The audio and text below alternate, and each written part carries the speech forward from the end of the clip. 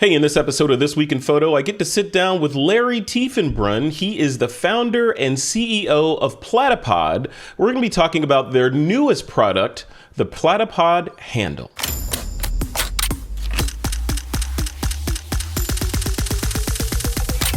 This is TWiP. Hey, welcome back to another episode of This Week in Photo. I am your host, Frederick Van Johnson. This week I get to sit down with Larry Tiefenbrunn. Like I said in that intro there, they're the guys behind a brand new product that funded on Kickstarter, but you may know them from other products that they've released over the years. We're going to talk a little bit about the history of the company and how he keeps coming up with these winners. And then we're going to dive into this handle product that they put out there and see what that's all about. Larry, welcome to the show, man. How's it going? Hey, Frederick, it's so nice to be back with you again. And thank you so much for having me on your wonderful show on TWiP.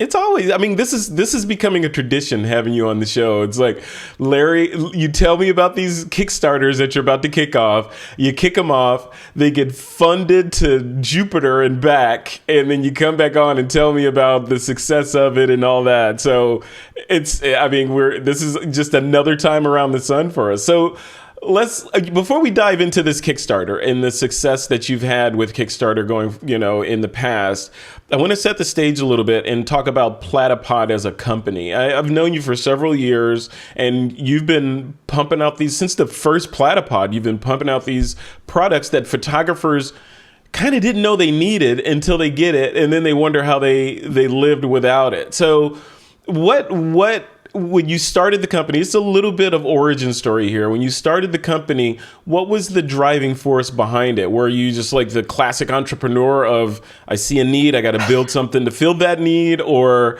were you shooting in the dark, or what? How did it start? Well, the Superman origins on this story is basically my wife and I were on vacation in Utah, and we were down in Bryce Canyon, and I had my trusty tripod hanging on my belt because I'm really not into those twisty, bendy tripods. They're not sturdy enough. They really don't do the job, and they take up space in the camera bag that obstructs the space that would be taken by a nice telephoto lens. So I had my travel tripod hanging from my belt on a carabiner, and climbing up 1,000 feet from Bryce Canyon, it got difficult. I think I ended up at the cardiologist. So when I came home, I said, there's got to be a better way to get heavy-duty tripod support in a minimal form factor. And I thought, well, it could be better than just doing it in a plate. So I was looking all over the place. B&H had like 250 different compact tripods, but none of them were a plate. So one night I sat down, I scratched out a little plan, got together with a neighbor and friend of mine who's in the metals business, and we came up with this thing. This is the original Platypod Pro. We put 2 bolts in it. They're made out of titanium. The reason we use titanium is because if you use stainless steel and then you anodize it, the stainless steel melts in anodizing solution. I don't know if you knew that. I did not. And then people really kind of liked this. And then we went on to make another Platypod. Here, let me grab one here that was bigger. They wanted something a little bit bigger, so we came out with the Platypod Max.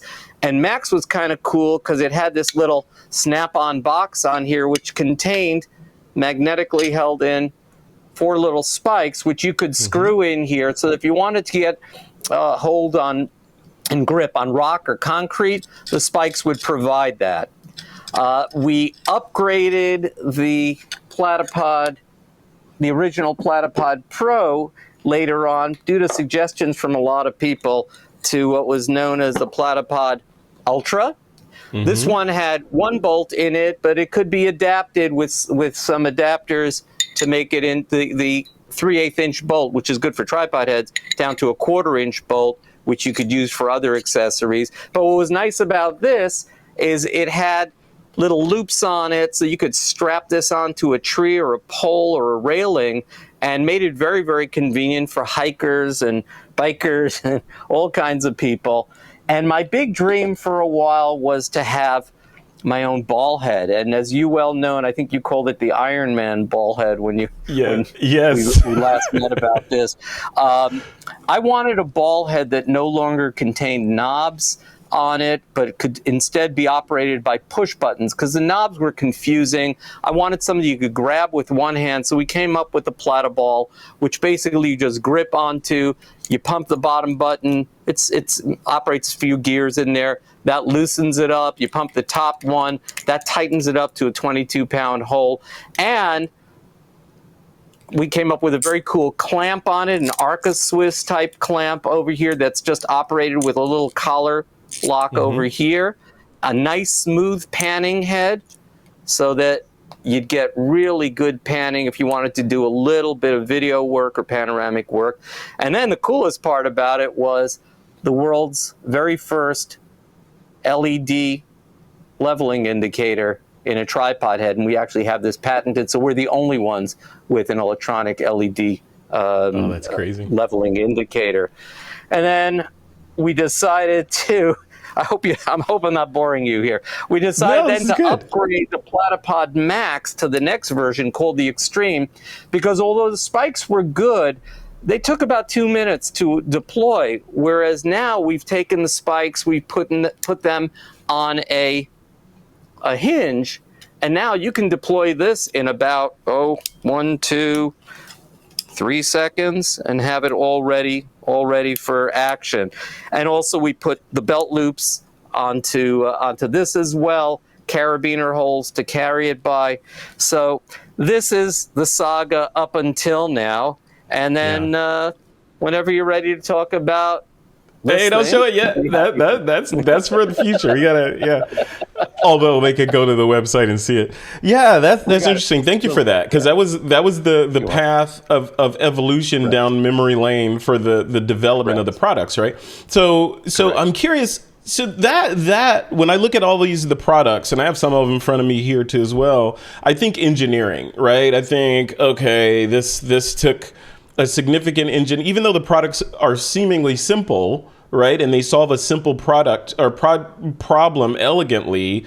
There's some engineering that went into this. Your background is not in engineering. Yeah, I know what your background is. It's not a pediatrician.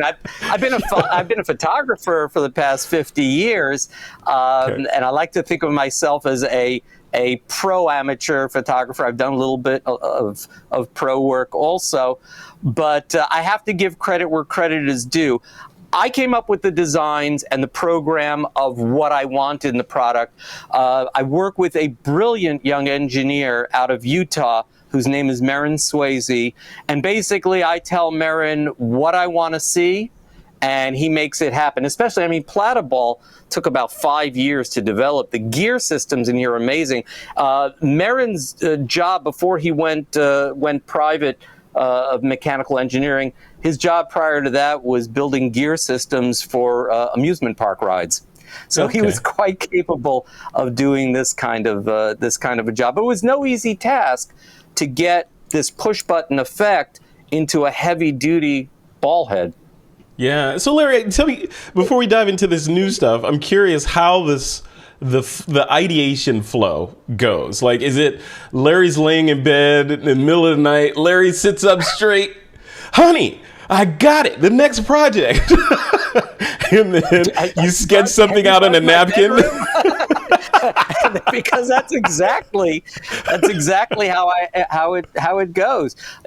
Basically I think of in my own photography the kind of things that I wish I could use, tools that I wish I could use. I'm not really looking to duplicate things that are already out on the market, because there's no need for that. If I'm going to put my time into this, I want something that's new, novel, that will help me and help other photographers. And I think, from what you can see from our following, I think that has resounded through to the photography community. Yeah, absolutely. Yeah, and it seems like you're able to find these niches, like I said in the beginning there, niches that solve problems that photographers didn't know they had. Right? And like being able to put the camera literally inches off the ground to get that perspective, or slap it to the side of a tree and get that perspective.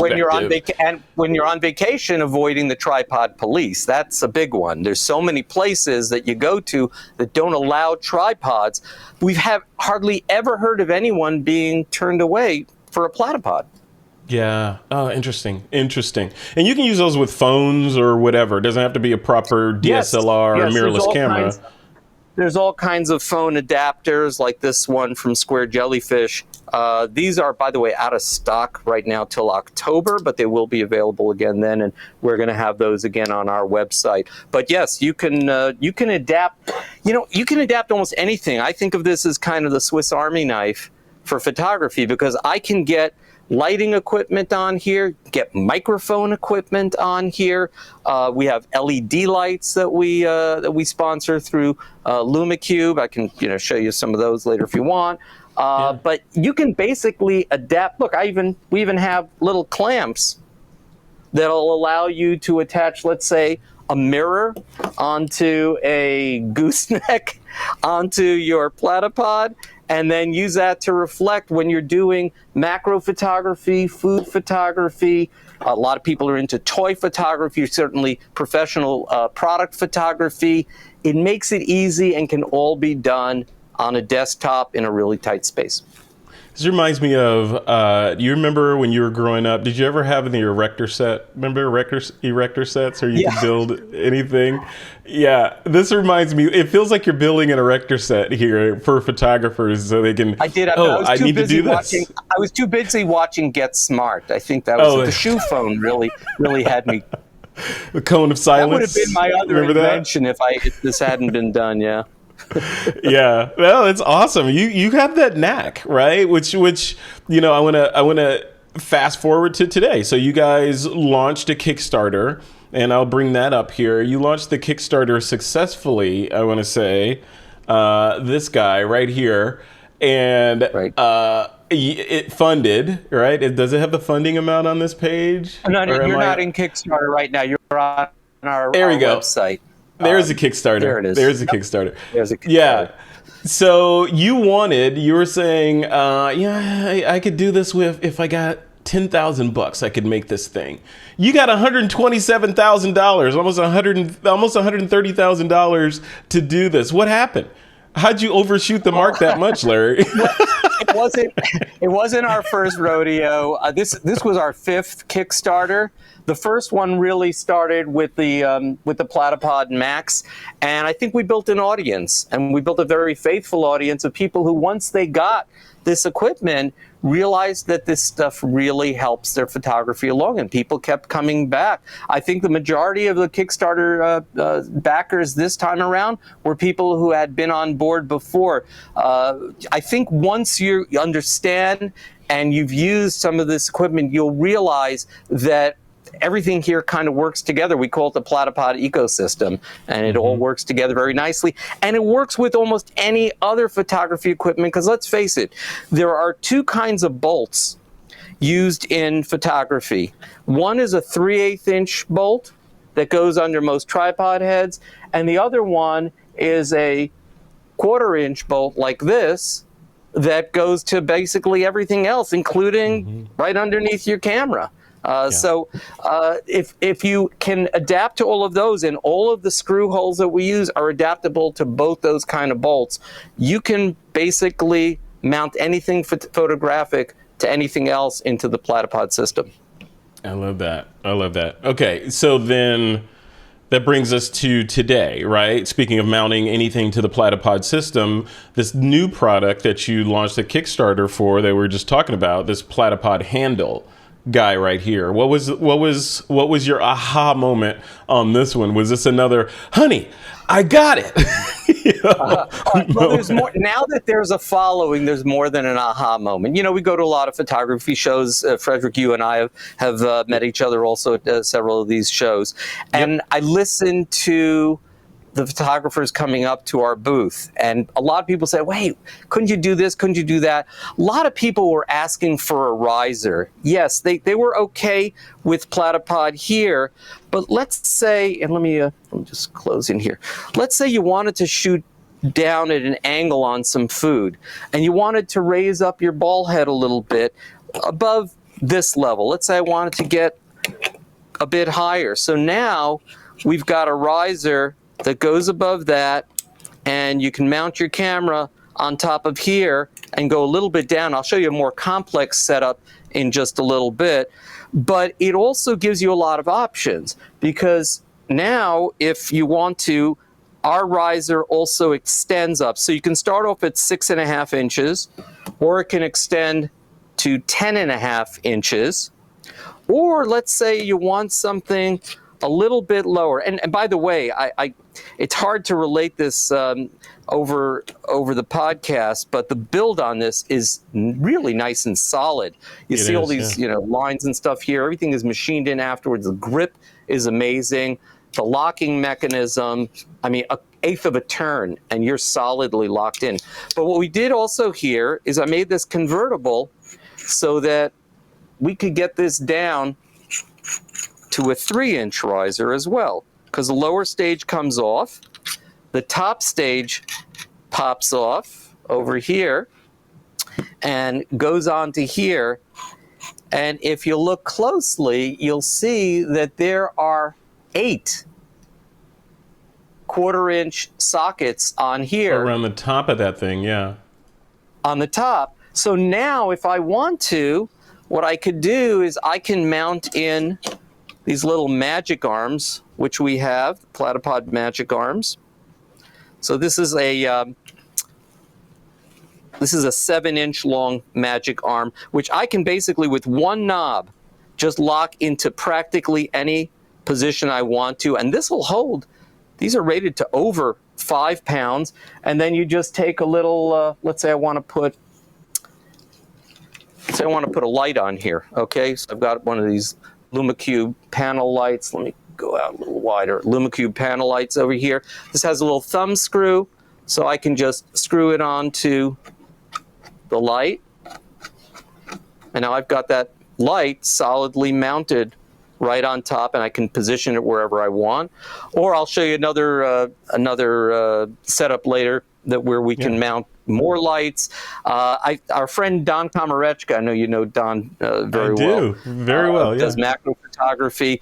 Don has actually set up, I think, 8 lights on here, 8 ultraviolet lights, because he needs as much power as he can get on this, using the different points and using some goosenecks that we also offer. Wow. Okay, so this device, the Platypod handle, is for anyone who so Don Komarechka, right? He does all kinds of stuff, but mainly macro for the most part. And he has a unique set of needs as a macro photographer, because he's doing some next level macro photography type things. So this type of device, I mean, just for Don to be using something like this, right? It says a lot, because he's the geek's geek of tools and gear and all that. The mad scientist of macro photography. He is Doc Brown of the macroverse, right? So now with eight things on those sockets, he's now Doc Ock of there you go. Photography. There you go. I sit corrected. Yeah. So that's interesting. So when I first got this thing, I started doing some research, right? I was like, okay, this is interesting. Let me look around and see if there's anybody else doing anything like what Larry has put together. And I'm sorry, Larry, I got to bring up one of your competitors here that's building something very similar to what you're doing here. You may want to, go talk to them. But apparently Obi-Wan Kenobi has filed a patent on Well, we're collaborating and expanding the Platypod universe to that, but so far we haven't gotten the technology quite down yet for the lightsabers. You're right, no lightsaber. No, I can't cut through solid steel with this thing yet. Is that what you're telling me? But let me tell you, with my my love of the Star Wars universe, I can't say that it was less than subliminal on here. Yes, it played a little role in the design. I love it. It totally looks like that. It's honestly, perfect. Originally, we were going to do a silicone rubber grip, and I saw a piece of metal like this where they had etched into the metal after anodizing it. And A, it looked cool, but B, there's a natural grip in here. You don't need any rubber on here. This goes into your hand really, really nicely. And here's the other thing, Frederick. Yes, macro, food, all that other stuff. But think about this. Okay, I take one of our little disc adapters, put it onto here.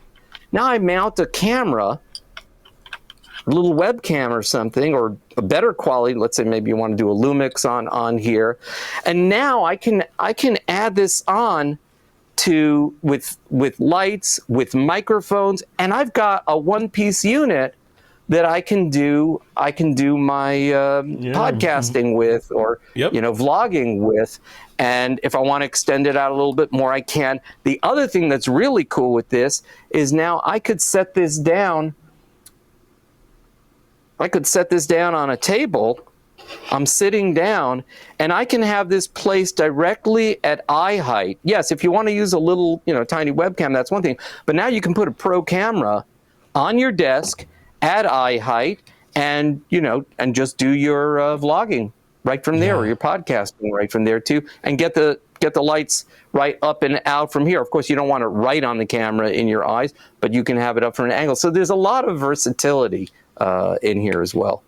I love it. I love it. You know what you should do, Larry? I think you need a Platypod subscription, Platypod Plus or something, where I just give you $100 a year and I get that. I get a product or something every year. It's just, that might be too much stress on you, though.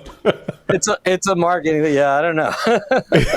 Not getting any younger, Frederick. I don't know. We'll see. It's like the golden goose must produce yearly, or else they'll be held to pay. Pressure. So what's the price point? What's the price point? The retail of these, and when are they going to hit the market? When can people go grab them? So by the time your viewers see this, these are going to be available. We have already been shipping to Kickstarter backers, and we should complete shipment probably the first week of August. There are people who have pre-ordered at the time of this recording. They're going to get shipped out right after that. I would estimate by the second half of August, these will be available for purchase. $69 for the Platypod handle, but look out, because we're going to have some bundles together, like with our disc adapters, together with some of these elbows. So there's going to be some really, really great price breaks that'll save people money on this. And then what's the next show that you're going to be at, trade show? We're signed up for Imaging USA in Louisville, Kentucky, the second half of January. I want to say around January 24th or so. But look up IUSA 2024 for the exact dates on that. And I can't wait to get back to another show. We're so excited. I know, right? Yeah, it's been a while. And I know I twisted your arm a little bit because I always like to squeeze a little juice out of people that are coming on and promoting products to get some discounts for the TWiP audience. So thank you for coming through with this discount. Tell us about this discount, and thank you for the QR code on there. So if you have an iPhone, you can, or whatever smartphone, you can aim it at that QR code. It'll take you right to the page, right to and where you can. Yep. And basically, it's very, very simple. Using the promo code TWiP20. I don't think it's case sensitive, but just in case, capital T, capital W, lowercase I, uppercase P, 20, no spaces, TWiP20, and you get 20% off just about everything on the Platypod website. So check that out, and that offer is good till September 30th. And I would also invite your viewers to sign up for our email list, which gets you a subscription to the Platypod monthly newsletter. And we've been publishing every month for about the last 2 or 3 years, where you get some really nice articles, beautiful photos from top photographers, suggestions on what you can do with your Platypod equipment, and sometimes even more special offers and news there. We also have a user group on Facebook. It's the Platypod official users group. And I think we've got over 1,300 members already on that, and some really top photographers in there where you can post, share, ask questions. I think it's been very well attended, and people are really enjoying that. That's really cool, man. Congratulations on all this stuff. It seems like you're hitting it out of the park. And before we end this, I wanna talk a little bit about that bit and just the Kickstarters, right? So you've run several Kickstarters. How many did you say you've run? 5 so far total? This was our 5th. The handle was our 5th Kickstarter. Yes, I'm sorry, I'm on the wrong camera. It's okay. And they've all funded, right? So none of them have fizzled. You didn't make the money that you wanted, or that you didn't get the pledges. All of them. Here's an interesting factoid for you. Out of all Kickstarters, I would say, I've read that less than 0.5%, 1 in 200, break $100,000, and we've done that 5 times already. So, what's the secret? Thank God we haven't had any failures. So been very proud of that, and proud of our followers who really have been very faithful and supportive. We pretty much always deliver on time, with the one exception. Platypod, the Platyball was late because of design issues and because of COVID, but every other program, including the handle, has been not only on time but usually early delivery for those. So what's the secret sauce to a successful Kickstarter campaign? Wow, I think a lot of it is really vetting your ideas with respected people in the field that you're pursuing. And don't look for your relatives who are just going to say, oh, yeah, that's nice, that's great. You want people who are going to critique your ideas and tear it apart. If the person you're speaking to doesn't make at least 1 or 2 changes in what you're offering, go to somebody else, because you're missing something. So we really vet every product out to a whole bunch of professional photographers, people who like Scott Kelby, like Rick Salmon, some of the top photographers in the field. Certainly, Shiv Verma, who very well, has been a mentor to me and has helped me with product development. Levi Sim, these guys are really great, and they're good at telling me what's wrong with my ideas. That's what you want to listen to more than anything. And then you got to put together a good Kickstarter presentation, and you've got to put out a product that people need, and you'll know it best if it's something that you need. But a lot of vetting, I think that's really, really important, because you can lose your shirt on Kickstarter if you don't plan it right, if you don't do things, don't do things right. Yeah, no, absolutely. And it's interesting, looking at the website, and I was going through some of the videos that you've got up there. You've got almost a who's who of photographers up there. Like you mentioned, a lot of big names. Hilmar Smith is up there, using the product. Well, how are you able to attract them? Do you do the, hey, look at this beautiful thing, don't you want to play with it thing, or do they come to you? How do you get them on board? One little secret is go to trade shows, go to photography shows. This is where you meet people. Go to shows where there's a lot of presenters, and get to talk to people. I mean, this is now 7 or 8 years of networking to build up a following, but you got to be good at networking, and you're certainly wonderful at that, Frederick. I think you know all of the who's in the field.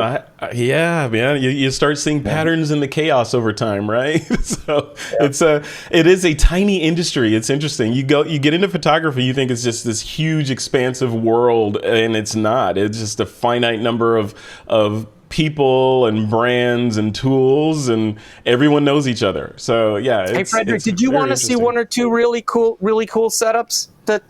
Can you? You have time? Absolutely. Yeah, sure. Here, this is just to simulate like a tree or a telephone pole that you might encounter. Cool. Here, let's get the wide view. Now, generally, if I try to put, let's say, a ball head on here, and then to mount a camera onto that, you're going to find that the camera may actually, if you're trying to go vertical, it might not work.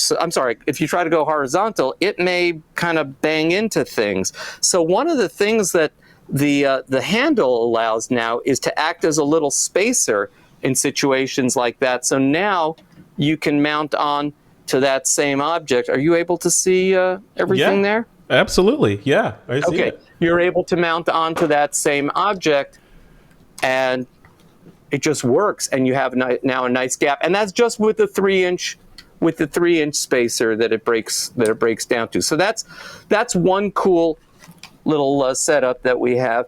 And the other, and again, it was a need that was filled because people were coming back and saying, if I use an L bracket and I position it right, I can do that, but to be able to rotate the camera was a problem. The other thing that's really cool is if you're doing food photography, especially, but certainly product photography of any type. Let's say you go into a restaurant. The restaurant, if it's operating, you don't want to have a tripod there by the table and customers are tripping over it and stuff. So I've set up here a Platypod Extreme with one handle with one of our ball heads. This is one of the Platypod ball heads, but you can do this with any ball head. A second handle over here, now it's at 90 degrees. I've put another little ball head at the end here to hold my camera. I've put 2 elbows on here and some goosenecks. Now, the only one little extra piece of equipment you will need is a clamp. This is a $10 clamp that I purchased at a local hardware store. You just clamp that onto the end of the table. Now I've got an overhead rig that I can simply put my camera onto and do macro work, do food work, right onto, this is actually too big a lens. Here's a camera set up with a macro lens, and I can just get that right onto here. And nice and sturdy, and I've got some lights on here. I can position them around the food. I can add on extra goosenecks if I want to put reflectors and things like that in. So very, very useful, especially for people doing product and food. So I thought you'd enjoy that setup over there. Absolutely. So, okay, so you're working on all these. The handle was the last thing that you guys pushed out, and we talked about the shipping date and the price and all that stuff. What's next? What can you share with us about what you're cooking up? What's going on in the Platypod labs in the basement? I would, but I'd have to kill you. So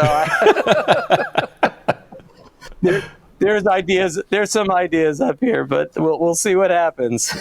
I love it. Yeah, you got to practice the whole Apple. When you ask someone from Apple, like, okay, what's coming out next? They'll say, yeah, I can't comment on unreleased products or initiatives or services or something like that. So yeah, I expected that. Well, that's cool, man. Let me put this thing back up on the screen real quick before we walk away. There you go. So there's that discount in the QR code for that. And one thing I wanted to point out, you kind of blew over that a little bit, but this is for everything that's in your store, right? Not just this Platypod handle product. It's for anything that you're selling. It should be, but I'll leave open a disclaimer just in case, because there's some things that might be sold out, and it's whatever is available. Yes, that's correct. Okay. And only until the end of September of 2023. Only until the end of September. Then that goes away. Yep. Yeah, very cool. All right, Larry, once again around the sun, I feel like this is an annual sort of discussion that we have. We're going to be like, old men, like the Muppet Show, old guys in the balcony talking about photo products in the future. Waldorf and Statler, if I remember correctly. Yes. That's you and me. We're going to be out there talking about the latest photo products. Okay, Platypod.com obviously is where people should go to check all this stuff out. Any other places you want to point people to, or just all roads lead to Platypod? All roads lead to Platypod.com. Yeah, and please sign up for our newsletter. That's the best way to find out, the latest and greatest about Platypod equipment. All right, Larry, thanks again for coming on, man. I appreciate you, and we'll talk again next time. So you have a good rest of your week and a good weekend. Okay, and hey, maybe we'll catch you in Louisville. Who knows? We'll see. All right, Larry, take care.